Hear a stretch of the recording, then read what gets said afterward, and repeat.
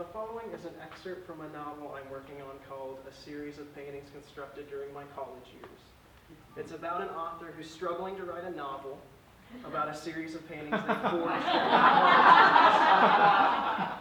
In their attempt to remember and reconstruct these paintings, the narrator goes on a number of misadventures involving violent art patrons, terroristic collectivist protesters, puritanical time travelers, cultish self-care professionals, a news organization called No Who Don't Take No for an Answer, a famous self-help guru, a parody of the author of The Alchemist, Paulo Coelho, named Roberto Coelho, and even a riverboat experience called Mark Twain's Riverboat Ride Simulation Fun Time Experience Tour.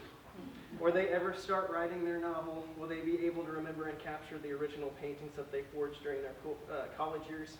I'll have to finish it to find out. The section included here is kind of in the second chapter. They're talking to their friend, or showing up at their friend NW's house. They've previously had a conversation about a Kurt Vonnegut quote that all you need to create a character is a glass of water. Okay, here we go. Knock, knock, knock, I beat up the door.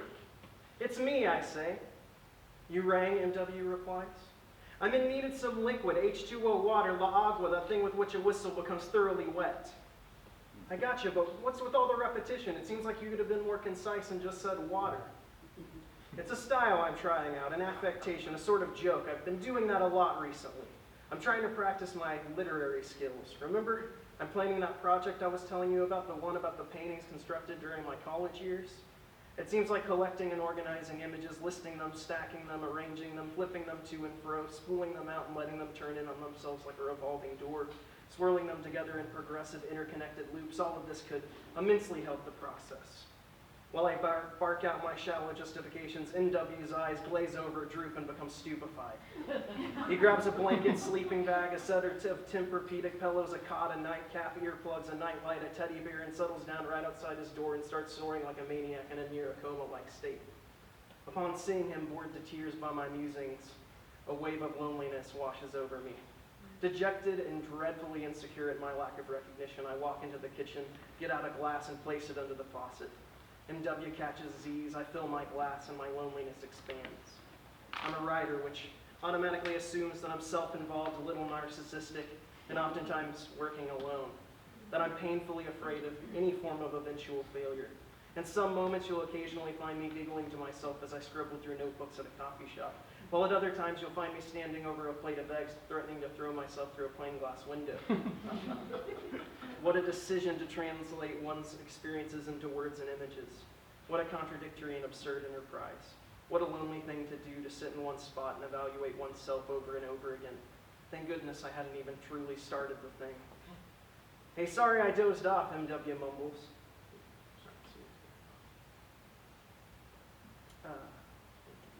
Lost my place here, sorry. Hey, sorry I dozed off, MW mumbles. No, what a series. But when I press him, I realize he's merely sleep-talking. Dang it, how am I supposed to know? I stand there filling my glass, busily stewing in my negative thoughts, my self-doubt, and those patterns that develop from childhood that get locked under the surface of your entire existence. Pranking you, thrusting a whoopee cushion under your butt, pulling the chair out from under your ass as you try to sit down, tapping you on the shoulder and pulling its hand away. Dang it, that doubt isn't the bane of my existence. It more than anything is why those college days, those blasted forgeries of the past have faded from my fragmented memory. I just know it. But even then, how can I really know for sure? You're failing to tell a story. That's your problem, MW murmurs, sleep-talking. You're keeping yourself emotionally distant from your audience. Emotionally distant? I'm over here tearing up in an attempt to vulnerably confront my present state of... MW's eyes finally open. Hey, sorry I dozed off, he says, this time actually awake. Were you saying something? Nope, nothing at all. My eyes dart to the floor. Well, did you get what you needed, he asks. Yep, you know what I did. MW's face slacks, not quite believing me, and rightly so. I'm basically curled up in a ball in the fetal position on his living room floor, sucking my thumb. Oh, you're worrying too much, my friend. He slumps down into his lazy, prepubescent male brand chair, flips the footrest up, and leans back.